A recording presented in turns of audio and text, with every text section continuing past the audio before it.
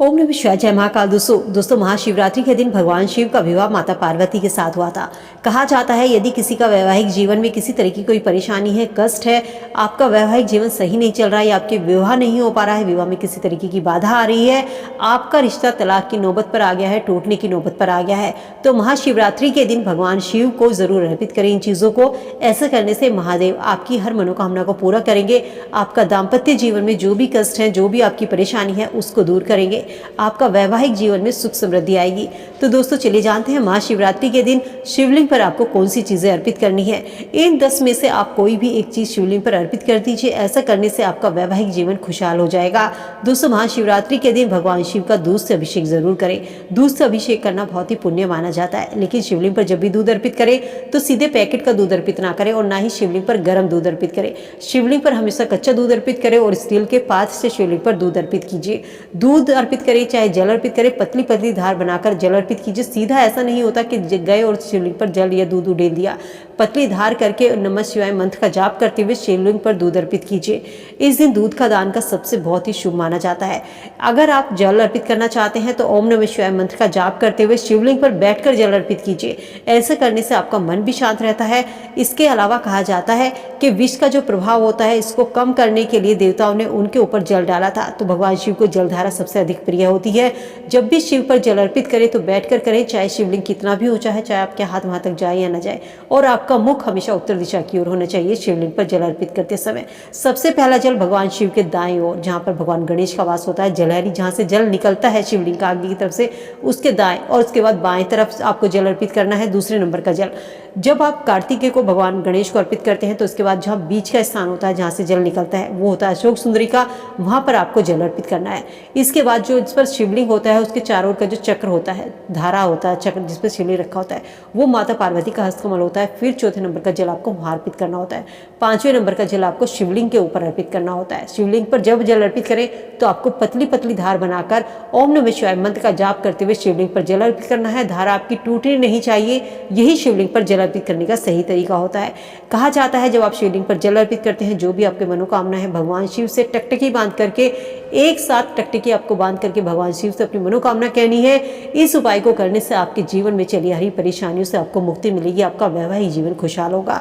इसके अलावा बेलपत्र, 3 नेत्रों का जो 3 पत्तों का जो बेलपत्र होता है, वो शिवलिंग पर अर्पित करना है। बेलपत्र कहीं से कटा फिटा नहीं होना चाहिए, इस चीज़ का जरूर ध्यान रखें। भगवान शिव पर सबसे पहले आपको बेलपत्र अर्पित करना है, उसके बाद आपको शिव का अभिषेक करना है। ऋषियों ने भी कहा है, शिव पुराण भी कहता है कि भगवान शिव को, भोले भंडारी को मात्र एक बेलपत्र चढ़ा दीजिए, आपको करोड़ कन्याओं के कन्यादान के फल का समान प्राप्ति होती है। इसके अलावा लाल रंग का केसर से शिव जी का तिलक करने से जीवन में चली आ रही परेशानियों से मुक्ति मिलती है, मांगलिक दोष खत्म होता है। विवाह में किसी तरीके की बाधा आ रही है, वो बाधा आपकी दूर होती है। आप कोई व्यापार करते हैं, आपका व्यापार उन्नति करता है। आपके जीवन में जो भी अड़चने होती हैं वो दूर होता है। आपका धंधा नहीं चल रहा, मंदी लगी हुई है, तो आपका धंधा चलने लगता है। तो दोस्तों भगवान शिव को महाशिवरात्रि के दिन केसर का तिलक जरूर लगाइए। जो लोग बिजनेस करते हैं उनके लिए ये उपाय सबसे लाभकारी है। इसके अलावा इत्र छिड़कना सबसे शुभ माना जाता है। इत्र का छिड़काव करने से मन की शुद्धि होती है, जितनी भी तामसिक प्रवृत्ति होती हैं उनसे हमें मुक्ति मिलती है। भगवान शिव पर इत्र छिड़कने से भक्तों को सुख समृद्धि का वास घर में होता है। कभी भी सत्य की राह से इंसान नहीं भटकता, तो भगवान शिव पर इत्र जरूर अर्पित करें। इसके अलावा दही भी भगवान शिव को अर्पित करने से जीवन में स्थिरता आती है। माना जाता है जो व्यक्ति भगवान शिव को नियमित रूप से दही अर्पित करता है, उसके जीवन में सभी तरीके की जो परेशानी है, सभी तरीके की जो कठिनाई है, बाधाएं हैं, वो दूर होती है। वैवाहिक जीवन में किसी तरीके की बाधा है, वो दूर होती है। विवाह नहीं हो पा रहा, विवाह के योग नहीं बन रहे, उसके योग बनने लगते हैं। संतान प्राप्ति की मनोकामना के लिए शिवलिंग पर घी से अभिषेक करें। शिवलिंग पर घी जरूर चढ़ाइए। ऐसा करने से कुछ ही समय में आपके घर में बच्चों की किलकारी गूंजने लगेगी। शिवलिंग पर घी से अभिषेक करने से व्यक्ति बलवान बनता है। इसके अलावा आप एक स्टील के पात्र में थोड़ा सा घी, गंगा जल, शहद, पंचामृत और गंगा जल, इन 5 चीज़ों को डालकर भी भगवान शिव का रुद्राभिषेक करा सकते हैं। कहा जाता है इन चीज़ों को अभिषेक कराने से भगवान सभी मनोकामनाएं आपकी पूरी करते हैं। लेकिन कभी भी तांबे के पात्र में दूध या जल लेकर के, जल आप तांबे के पात्र से अर्पित करें, लेकिन दूध कभी भी तांबे के पात्र से अर्पित ना करें। दूध दही अर्पित कर रहे हैं तो आपको स्टील का पात्र लेना है। इसके अलावा कहा जाता है, शास्त्रों में शिव पुराण भी कहता है, पंडित प्रदीप मिश्रा जी भी बताते हैं कि शिवलिंग पर कभी भी सिंदूर या हल्दी का तिलक अर्पित नहीं करना चाहिए, जो कि अक्सर महिलाएं गलती करती हैं। शिवलिंग पर जब भी तिलक करें तो हमेशा चंदन से करें। चंदन से तिलक कराने से व्यक्ति को समाज में मान सम्मान की प्राप्ति होती है। व्यक्ति की समाज में प्रसिद्धि मिलती है व्यक्ति को। इसके अलावा शहद, कहते हैं जो व्यक्ति शहद से शिवलिंग का अभिषेक कराता है उसके सभी प्रकार के द्वेष खत्म होते हैं। शहद का अभिषेक कराने से वाणी में मधुरता आती है, दिल में परोपकार की भावना आती है। भांग भगवान शिव को सबसे अधिक प्रिय है और उनका गहरा रिश्ता भी भांग से है। तो महाशिवरात्रि के दिन दोस्तों भगवान शिव की प्रिय वस्तुएं भांग धतूरा अर्पित करना ना भूले। इन चीजों को अर्पित करने से भगवान शिव जल्दी प्रसन्न होते हैं। इसके अलावा मात्र 1 लोटा जल पतली पतली धार बनाकर यदि आप शिवलिंग पर उत्तर दिशा की ओर मुख करके जल अर्पित करते हैं, साथ ही ओम नमः शिवाय मंत्र का उच्चारण करते रहते हैं, तो ऐसा करने से भगवान शिव आपकी सबसे जल्दी मनोकामना को पूरा करते हैं। मात्र 1 लोटा जल से प्रसन्न होने वाले भगवान है शिव भोले भंडारी। लेकिन सही तरीके से आपको शिवलिंग पर जल अर्पित करना है, तभी आपकी मनोकामना पूरी होती है।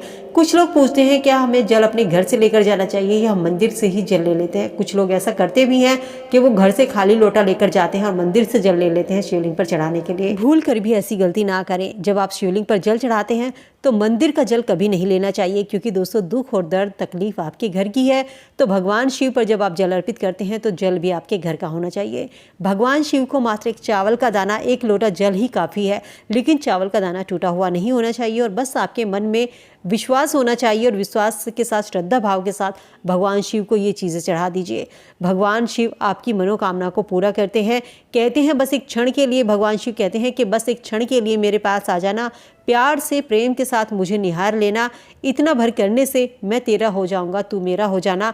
जब हम अपनी इंद्रियों को वश में करके परमात्मा को याद करते हैं, भक्ति करते हैं, तो महादेव की कृपा ज़रूर इंसान को प्राप्त होती है। मन बड़ा चंचल होता है, मंदिर तक जाता तो है लेकिन भक्ति में नहीं लगता। मंदिर जाओ तो मंदिर में थोड़ी देर बैठो और भगवान को टकटकी लगाकर भगवान को देखो, भगवान से उनसे प्रार्थना करो, अपनी मनोकामना कहो, आपको आपकी पूजा का फल ज़रूर मिलेगा। लेकिन इसके लिए आपको भरोसा होना चाहिए, मन में श्रद्धा भाव आपकी होनी चाहिए। तो दोस्तों शिव पुराण कहता है दोस्तों जब भी कोई परेशानी हो, कोई दुख हो, कोई दर्द हो, कैसी भी तकलीफ क्यों ना हो, भगवान शिव का नाम याद करके 1 लोटा जल 1 मात्र चावल का दाना अपने घर से ले जाना और भगवान शिव के मंदिर में ले जाकर उसको चढ़ा देना। भगवान शिव आपकी हर परेशानी को हर लेंगे। तो दोस्तों उम्मीद करती हूँ वीडियो में दी गई जानकारी आप सब के लिए यूजफुल होगी। वीडियो से आप लाभ जरूर उठाएंगे। वीडियो अगर पसंद आई तो लाइक शेयर करना मत भूलिएगा। भगवान शिव के भक्त हैं तो कमेंट सेक्शन में हर हर महादेव जरूर लिखते चलिए। मिलते हो नई वीडियो में नई जानकारी के साथ। स्वस्थ रहिए, खुश रहिए।